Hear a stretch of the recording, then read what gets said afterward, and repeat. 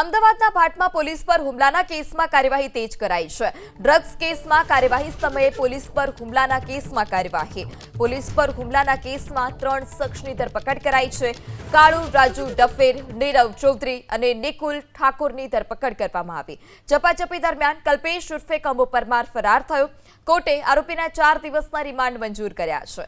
PSI શર્માને હથેળીના ભાગમાં ગંભીર ઈજા પહોંચી અને પોલીસ પર હુમલાના કેસમાં 3 શખ્સની ધરપકડ કરવામાં આવી છે, જ્યારે એક ફરાર આરોપીની શોધખોળ શરૂ કરાઈ।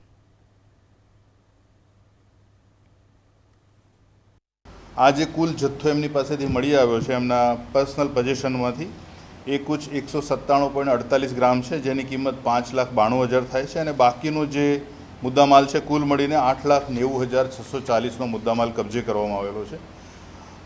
તમામ જે પકડાયેલા આરોપી જે છે એ પૈકીના 3 આરોપી એટલે જે ભાગી ગયો છે એમના વિરુદ્ધ એટલે કુલ 4 આરોપી વિરુદ્ધ એનડીપીએસ એક્ટ હેઠળની વિધિ જોગવાઈઓ મુજબનો ગુનો નોંધવામાં આવેલો છે, જેની તપાસ હાલ ચાલી રહેલી છે। આ તમામ આરોપીઓને કોર્ટમાં રજૂ કરતા નામદાર કોર્ટે 4 દિવસના રિમાન્ડ પોલીસ કસ્ટડી રિમાન્ડ પણ આપેલા છે અને જે પોલીસ ટીમ પર હુમલો કર્યો અને જેણે ગંભીર ઈજા પહોંચાડી છે એ કાળુભાઈ ડફેર વિરુદ્ધ ભારતીય ન્યાય સંહિતાની કલમ 109(1) અને 121(2) 221 મુજબનો અલગથી એક ગુનો દાખલ કરવામાં આવેલો છે।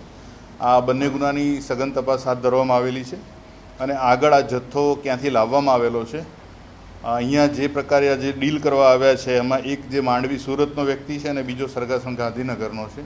તો આગળની જે પણ તપાસ અત્યારે હાથ ધરવામાં આવી રહેલી છે એ પ્રકારે આના મૂળ સુધી પહોંચવામાં આવશે।